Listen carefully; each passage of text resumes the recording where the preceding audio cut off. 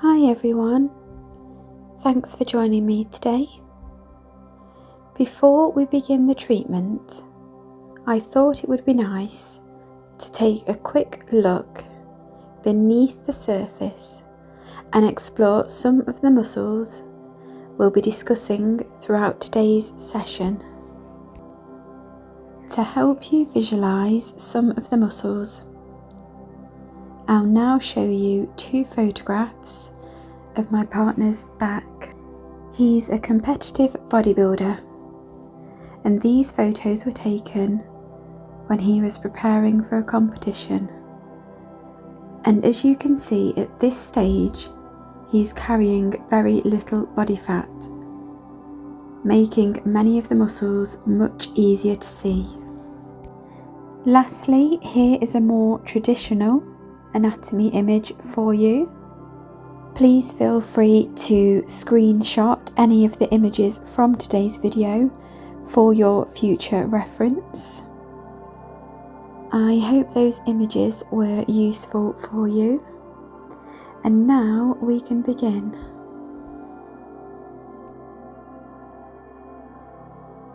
So before we take a deeper look into the anatomy, one ritual that I have always performed as a therapist at the beginning of any treatment is simply to do some soft grounding touch. I'll hold my hands for a few seconds on the area I'm going to work, whilst taking some deep breaths and encouraging my client to do the same, allowing their nervous system to switch off and prepare them for the treatment ahead.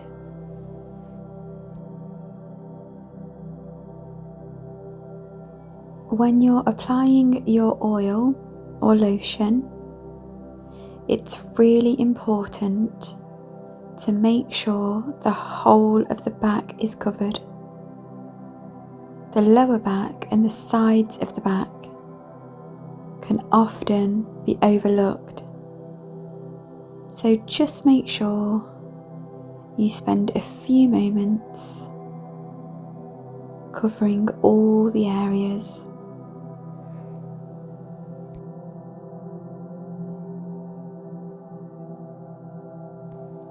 The trapezius, also known as the traps, are the first area that we'll explore today. They're one of the largest muscles in the upper back, extending from the base of the skull down through the upper and mid back. I like to start my massages spending a few minutes warming them up.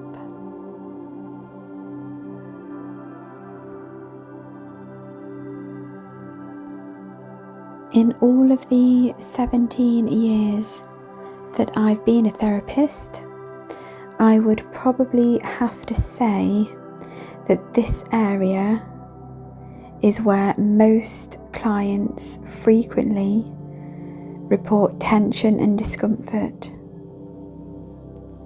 Some of the main reasons that this area holds so much tension is high stress levels, desk work, poor and prolonged postures,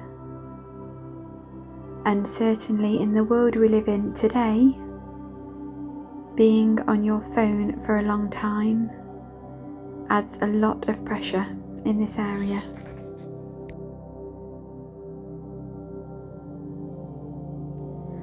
Because the traps are generally a nice large muscle, there's a real variety of techniques that you could use, from two hands to single hands, thumbs, forearms, elbows, knuckles, Depending on your client's needs and your techniques, there's many ways that you can approach this area. It's really important to also spend some time working on the neck, as one of the structures the traps connect to is the sternocleidomastoid, otherwise known as the SCM.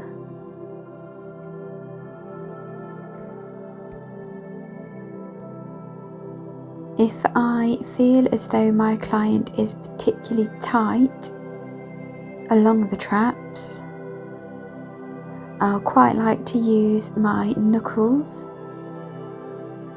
just gently rotating over, applying as much pressure as they need. And don't forget that firmer does not always mean better.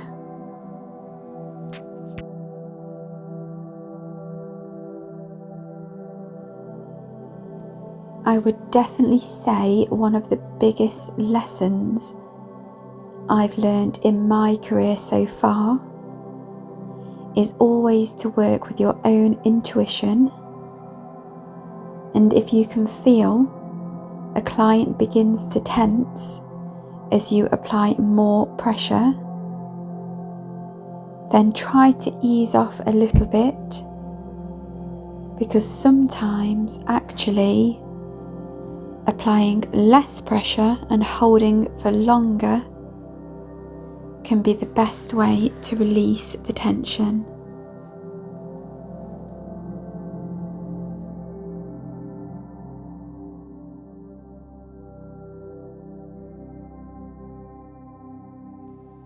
Running from the neck to the shoulder blade, we next have the levator scapula.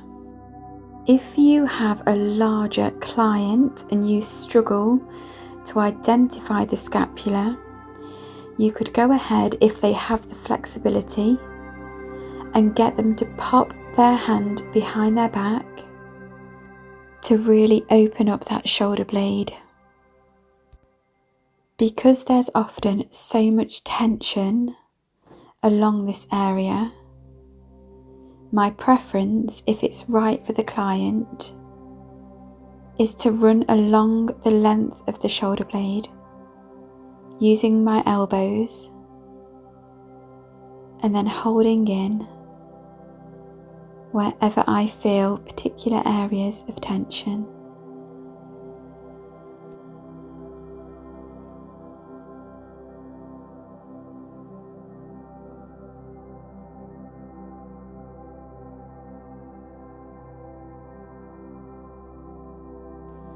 This muscle is often associated with tension, and it's the area that you will likely find what we call muscle knots. These can often present as hard nodules, and depending how long they've been present, they may take multiple sessions to break down.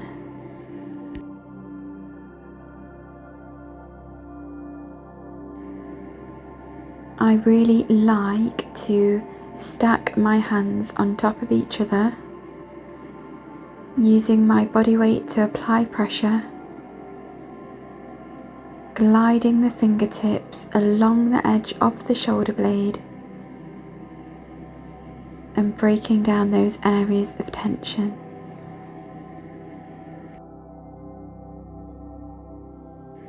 And although I don't like to rely on my thumbs too much during a massage, again, it's quite nice to use them in isolation in this area.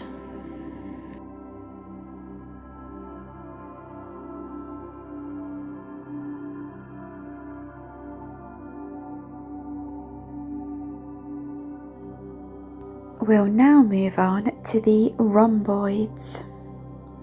They sit between the shoulder blades and help to draw them backwards.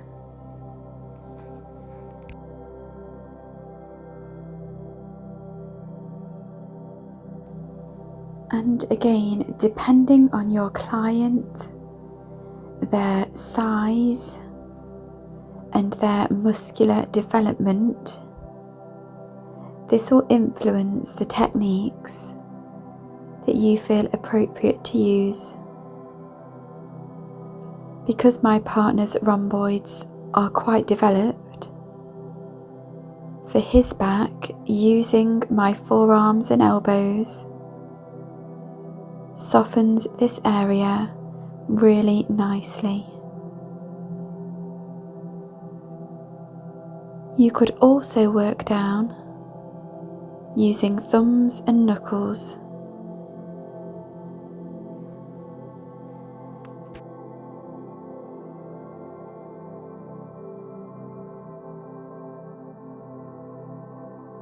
Just like the rest of the upper back, the rhomboids can hold a lot of tension.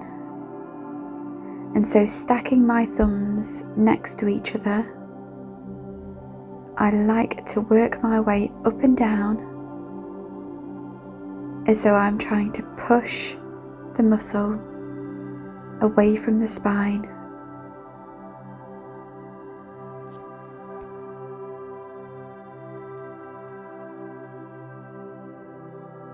Once the rhomboids feel nice and loose, we can work our way onto the side of the back, onto the Latissimus Dorsi, most commonly known as the lats. They're one of the largest muscles in the body, spanning from the arms all the way down to the lower back and pelvis. They are sometimes known as the swimmer's muscles, as they play a really important role in pulling movements.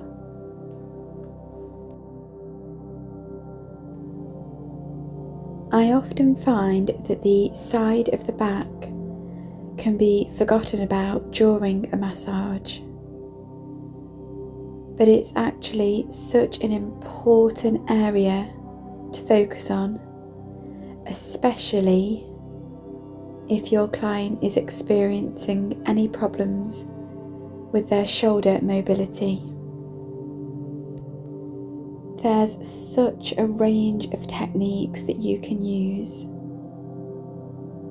You can use nice broad strokes, whether that's two hands, forearms, knuckles, even elbows, if that's what your client needs.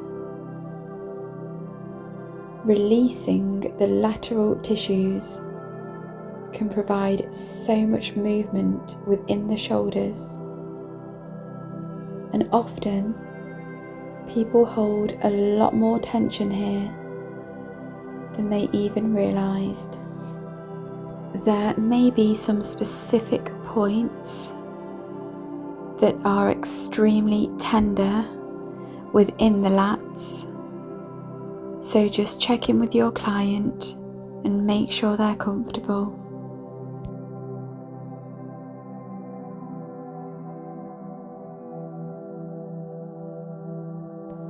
Once you've worked the sides, we can now move down to the lower back, the Thoracolumbar Fascia.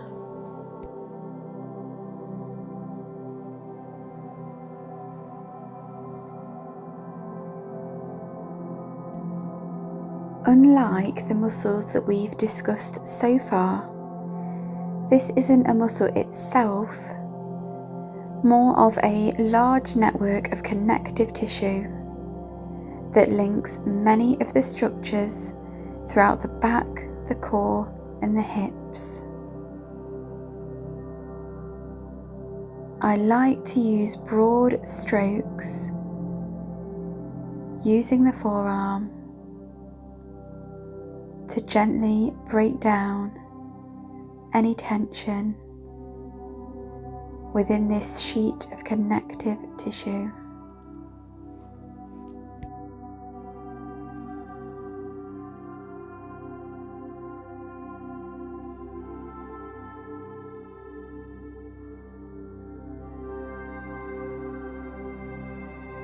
Sitting within the connective tissues, we have the Quadratus Lumborum, often shortened to QL. It plays a huge role in stabilising the back during day-to-day activities, and because it's placed under significant demand, it's normal for this area to be rather tight. So I'll normally use thumbs and fingers to try and relax this muscle.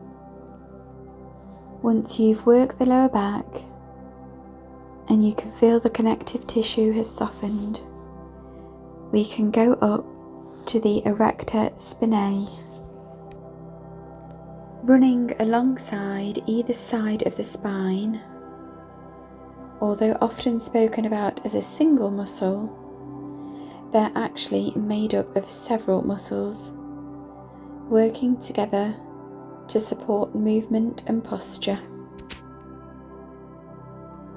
And again, because you have such a broad surface to work on, you could use fingertips, forearms, elbows or knuckles. Just go with your intuition and your client's personal needs. I personally like to interlace the knuckles and glide all the way along, especially if, like on my partner, the Erector Spinae is very developed. I've got the space to use both of my knuckles. Like the rest of the body, however, this area doesn't work in isolation, and it's constantly interacting with the surrounding muscles and connective tissue. And of course, we as therapists don't want to rely on our thumbs too much, but some nice thumb circles along the Erector Spinae do feel really relaxing.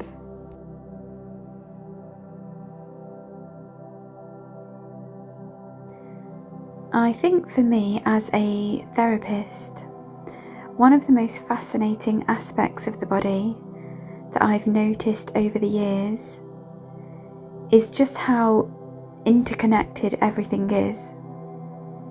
And it's really important as professionals that we remember that tension felt in one area doesn't always originate there.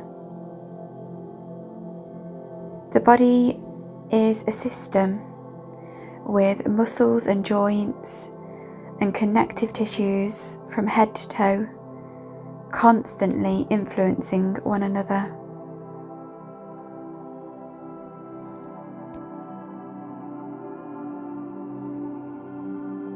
I always finish whichever area I'm working on with some slow, soothing strokes. This lets the client know the massage is coming to an end.